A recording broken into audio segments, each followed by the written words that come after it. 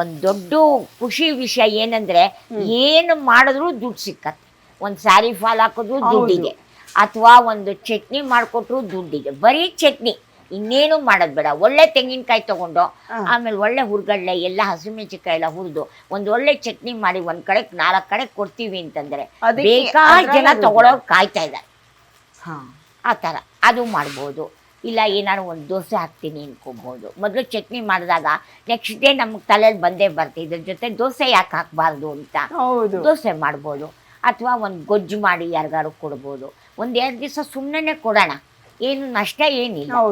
ಆ ಥರ ವರಿ ಮಾಡ್ಕೋಬಾರ್ದು. ಅಯ್ಯೋ ಇವತ್ತು ಗೊಜ್ಜು ಮಾಡಿಬಿಟ್ವಿ, ಇದು ವ್ಯಾಪಾರ ಆಗಲಿಲ್ಲ ಅಂತ ಹಿಂತೆಗೆದು ಬಿಡಬಾರ್ದು. ಅದು ಪಾಡಿಗೆ ಅದು ಹೋಗುತ್ತೆ. ಗೊಜ್ಜು ಕುಟ್ಟಿದ ಖುಷಿ ನಿಮ್ಮಲ್ಲಿ ಉಳಿದೇ ಇರುತ್ತೆ.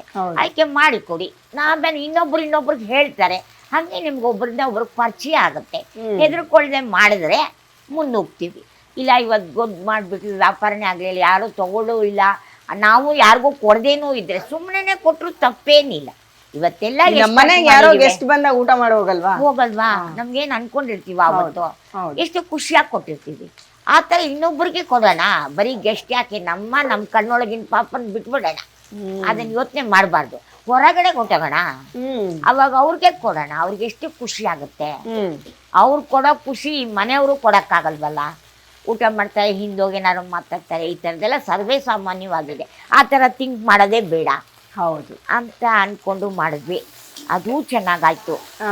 ಏನೇ ಮಾಡಿ ಕಷ್ಟಪಟ್ಟು ಮದುವೆ ಆಗಿದ್ದು ಸಂದರ್ಭ ಆಗಾಗ್ಲೇ ನೀವು ಅಡಿಗೆ ಶುರು ಮಾಡಿ? ಇಲ್ಲ ಅವಾಗ ಇನ್ನೂ ಶುರು ಮಾಡಿಲ್ಲ, ಬರೀ ಓದಿ ಮದುವೆ ಆಗಿದ್ದು. ಮಗು ಹುಟ್ಟಿದ ಮೇಲೆ ನಾನು ಈ ಕೆಲಸಕ್ಕೆ ಬಂದೆ. ಹೆಂಗೆ ಮದುವೆ ಹೆಂಗಾಗಿದ್ದು ನಿಮ್ದು? ಅರೇಂಜ್ ಮ್ಯಾರೇಜ್ ಹೆಂಗಾಯ್ತು? ಅವಾಗೆಲ್ಲ ಮಲೇಷ್ಯಾದಲ್ಲಿ ಯಾವ್ದೋ ಹುಡುಗಂದು ಜಾತಕ ಅದು ನೋಡಿ ಹಳೆ ಕಾಲದಲ್ಲಿ ಮದುವೆ ಮಾಡೋಂಗೆ ಮದುವೆ ಮಾಡಿದ್ದು. ನನ್ನ ಮದುವೆ ಆಗಿದ್ದು 1978. 1978? ಓಕೆ. ನಮ್ಮ ಯಜಮಾನ ಹೋಗಿದ್ದು ಇವಾಗ 2021 ಕರೋನಾನಲ್ಲಿ, ಸೆಕೆಂಡ್ ಕರೋನಾನಲ್ಲಿ. ಎಲ್ಲ ತುಂಬಾ ಚೆನ್ನಾಗಿತ್ತು ದಾಂಪತ್ಯ ಜೀವನ.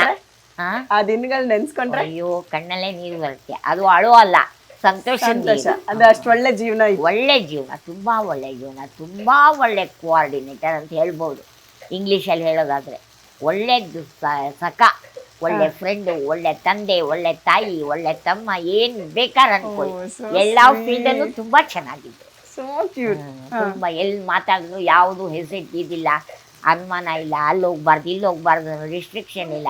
ಹೆಂಡತಿ ನಗ್ನಗ್ತಾ ಇದ್ಬಿಟ್ರೆ ಸಾಕು. ಒಂದೇ ಒಂದು ಏಮ್ ಅಷ್ಟೇ. ನಾವೇ ಕೊಡಬೇಕು ಅಂತಲ್ಲ, ಅವರು ಪಡೀಲಿ ಎಲ್ಲಿ ಬೇಕಾದ್ರೆ, ಅದು ಬೇರೆ ವಿಷಯ. ಅಂದರೆ ಅದು ಸದುದ್ದೇಶ ಸರಿಯಾಗಿರುತ್ತೆ ಅನ್ನೋವಂಥ ಒಳ್ಳೆಯ ಹುಡುಗ. ತುಂಬ ಖುಷಿ ಆಗತ್ತೆ.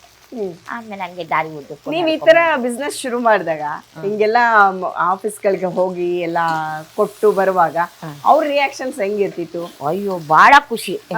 ಅವ್ರ ಆಫೀಸ್ಗೆ ಹೋಗಿ ಕೊಟ್ಟಿದ್ದೀರಾ? ಅಂದ್ರೆ ತುಂಬಾ ಕಲಿತಾ ಇರ್ಲಿಲ್ಲ. ಅಲ್ಲೆಲ್ಲ ಸರಿಯಾಗಿ ದುಡ್ಡು ಕೊಡಲ್ಲ ಕಣೆ, ನಿಂಗೆ ತುಂಬಾ ಕಷ್ಟ ಆಗ್ಬಿಡುತ್ತೆ ಅನ್ನೋರು. ಅಂದ್ರೆ ಬೇಕಾದ ಸತಿ ಹೇಳಿ ಆರ್ಡರ್ ತಗೊಂಬಂದು ಕೊಟ್ಟಿದ್ದಾರೆ. ನಾನು ಅವ್ರಿಗೂ ಕೊಟ್ಟಿದ್ದೀನಿ, ನಾನೇ ಮಾಡಿಕೊಟ್ಬಿಟ್ರೆ ಅವ್ರ ಕೊಲೀಗ್ಸ್ ಯಾರು ಬಂದು ನಮ್ಮ ಮನೆಯಿಂದ ತಗೊಂಡು ಹೋಗ್ತಾರೆ. ಆ ಥರ. ಆಮೇಲೆ ಸ್ವಲ್ಪ ಚಿಕ್ಕ ಚಿಕ್ಕ ದೇವಸ್ಥಾನದಲ್ಲಿ, ಅದರೊಳಗೆ ಮೊದಲು ನಮ್ಮ ಮನೆ ಹಿಂದ್ಗಡೆ ರಾಮದೇವ್ ದೇವಸ್ಥಾನ ನನಗೆ ತುಂಬ ಪರಿಚಯ. ಆಮೇಲೆ ಮುಂದ್ಗಡೆ ಇರೋ ಆಂಜನೇಯನ ಗುಡಿ ತುಂಬ ಪರಿಚಯ. 2 ಅಕ್ಕಪಕ್ಕನೇ ಇದೆ. ಈ ಕಡೆಗೆ ಅಶ್ವತ್ಥಕಟ್ಟೆ ದೇವಸ್ಥಾನ, ಎಲ್ಲರೂ ಪರಿಚಯ ಇದ್ದಾರೆ.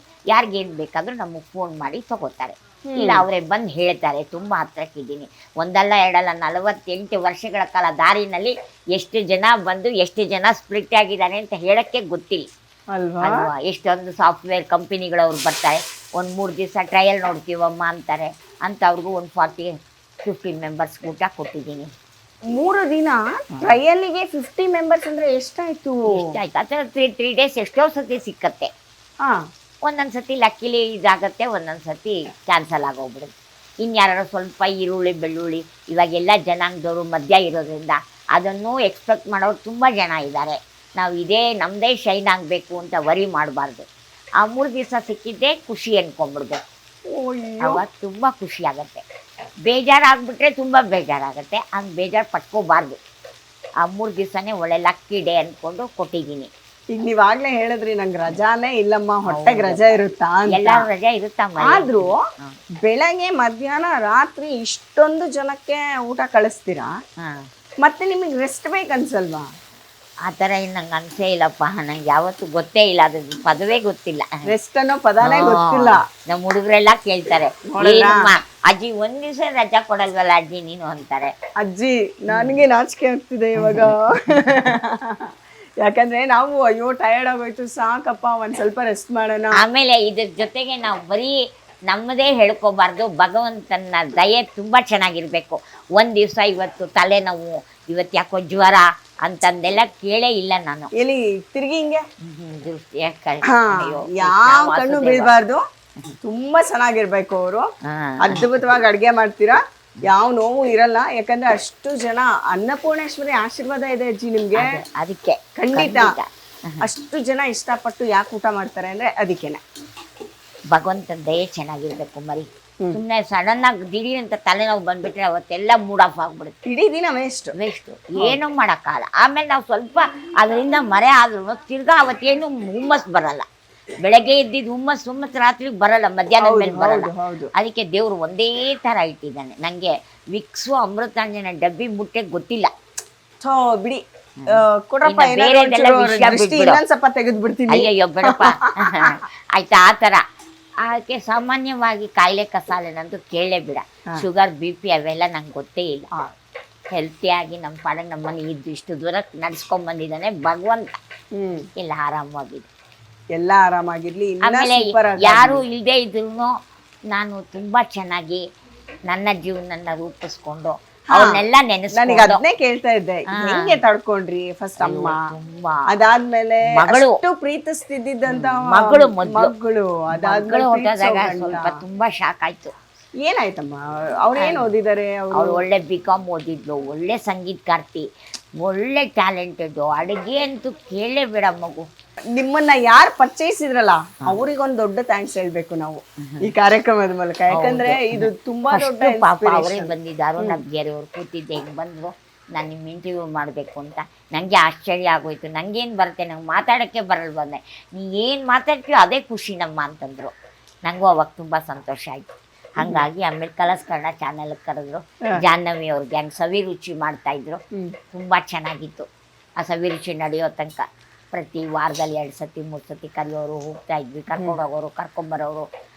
ಜನಕ್ಕೆ ಪರಿಚಯ ಆಗೋಕ್ಕೆ ಒಂದು ವೇ ಆಯ್ತು. ಹೌದು, ಫಸ್ಟ್ ಅದು ಇಂಪಾರ್ಟೆಂಟ್. ತುಂಬಾ ವೈಡ್ ಆಗಿ ಹೌದು. ನಮ್ಮವ್ರಿಗೆ ಇವಾಗೆಲ್ಲ ಕೆಲಸ ಇಲ್ಲ ಅನ್ನೋ ಯೋಚನೆನೇ ಇಲ್ಲ. ಫೋನ್ ಬರ್ತಾನೆ ಇರುತ್ತೆ, ಕೆಲಸ ಮಾಡ್ತಾನೆ ಇರ್ತೀವಿ, ಅದ್ರೊಳಗೆ ಆಗೋಗ್ಬಿಡುತ್ತೆ. ಈಗ ಸಮಾರಂಭಗಳಿಗೂ ಕಳಿಸ್ತೀರಾ ಏನಾದ್ರು? ಇಲ್ಲ, ದೇವ್ರ ಸಮಾರಂಭ, ಚಿಕ್ಕ ದೇವ್ರ ಸಮಾರಂಭ, ಚಿಕ್ಕ ಗುರು ಪ್ರವೇಶ ಎಲ್ಲ ಒಂದು 100 ಮೆಂಬರ್ಸ್ ಒಳಗಡೆ ಇರೋದಕ್ಕೆ ಎಲ್ಲದಕ್ಕೂ ಕೊಡ್ತೀವಿ. ಆರ್ಡರ್ಸ್ ತಗೊಂತೀರಾ? 150 ತನಕನೂ ಪರವಾಗಿಲ್ಲ, ಮ್ಯಾನೇಜ್ ಮಾಡಕ್ ಕೆಪಾಸಿಟಿ ಇದೆ. ಅಂದ್ರೆ ಈ ಕಾರ್ಯಕ್ರಮ ನೋಡ್ತಿರೋ ಯಾರೇ ಆದ್ರೂ ನೀವು ಬೇಕಾದ್ರೆ ಆರ್ಡರ್ಸ್ ಕೊಡಿ. ಯಾರಿಗೆ ಈರುಳ್ಳಿ ಬೆಳ್ಳುಳ್ಳಿ ಮುಟ್ಟಿಸ್ದೆ ಅಡುಗೆ ಮಾಡಿಸ್ಬೇಕು, ರುಚಿಯಾಗೂ ಇರಬೇಕು ಅಂತ ಅನ್ಕೋತೀರಾ ಅವರೆಲ್ಲರೂ ಧಾರಾಳವಾಗಿ ಇಲ್ಲಿ ಆರ್ಡರ್ ಮಾಡ್ಬೋದು. ಈ ಕಾರ್ಯಕ್ರಮನ ಇಲ್ಲಿಗೆ ಮುಗಿಸ್ತಾ ಇದ್ದೀವಿ. ಮತ್ತೆ ಅವಾಗವಾಗ ಸಿಗ್ತಾ ಇರ್ತೀವಿ. ಎಂಡ್ ಅಂತ ಹೇಳಲ್ಲ ನಾನು, ಇದು ಆರಂಭ. ಓಕೆನಾ? ಸೊ ಸದ್ಯಕ್ಕೆ ಈ ಎಪಿಸೋಡ್ನ ಎಂಡಲ್ಲಿದ್ದೀವಿ. ಯಾರೆಲ್ಲ ನೋಡಿದ್ದೀರಾ ಅವರೆಲ್ಲರಿಗೂ ಒಂದು ಇನ್ಸ್ಪಿರೇಷನ್ ಈ ಎಪಿಸೋಡ್ ಅಂತ ಹೇಳ್ತಾ ಟೇಕ್ ಕೇರ್, ಬಾಯ್.